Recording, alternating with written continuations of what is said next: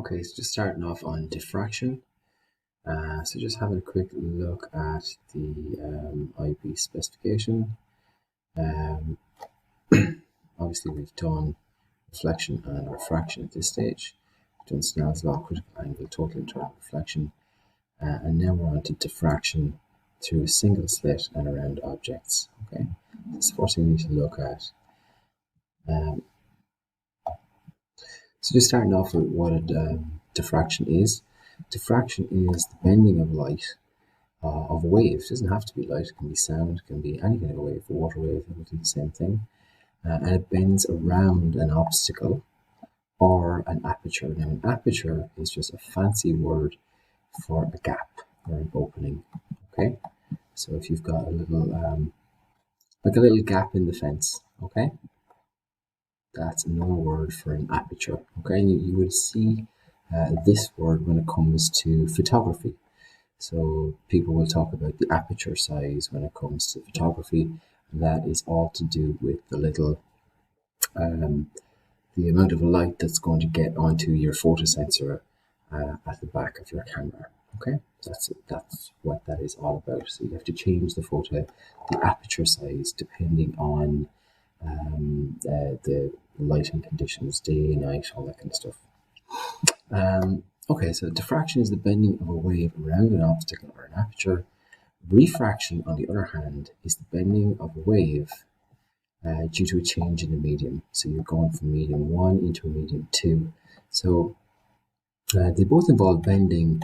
However, one of them involves, refraction involves two different mediums.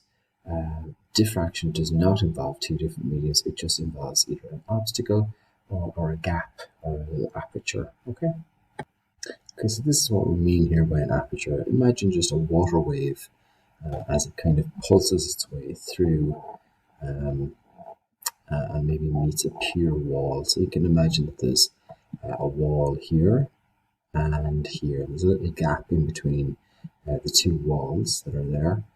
And on the other side, you get these kind of concentric circles coming out. You would have seen these, I'm sure, throughout your lifetime.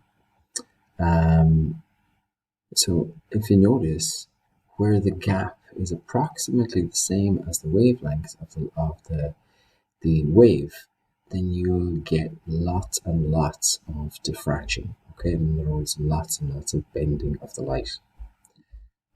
If the gap, however, is really big compared to the wavelength, so you've got a really big gap in the wall, but the wave itself is nowhere near that big, the wavelength is nowhere near that big, then generally what seems to happen is that the wave just kind of plows on through. Now you will have some diffraction at the edges here. It'll kind of curve around in concentric circles where, let's say, that corner is the center of the circle, and you just complete your concentric circles like that.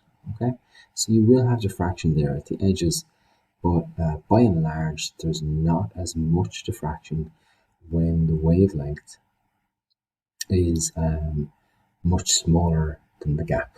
Okay.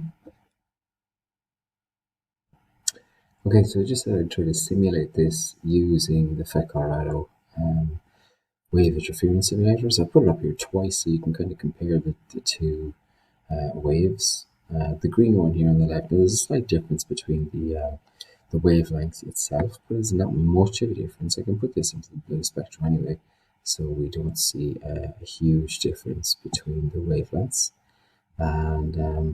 And this is coming in at light, but it doesn't have to be light, it could be sound as well. Notice that with a small aperture, a small gap, you get lots and lots of diffraction. Let me just flip this over here and I'll increase the slit width. Start that going up. So you notice a similar story going on here with a very, very small aperture. You get lots and lots of bending. With a wider aperture relative to the wavelength, then the bending is again, only really at the edges. For the most part, the wave just kind of travels on its way. Okay, so with an obstacle, so these here are my obstacles. And I've got two of them in this one. So we've got a fairly small obstacle. We've got one that is more or less the same size as the wavelength in the first one. And this one doesn't appear to give too much diffraction when you look at it first. But actually, when you look a little bit closer, you get lots of bending.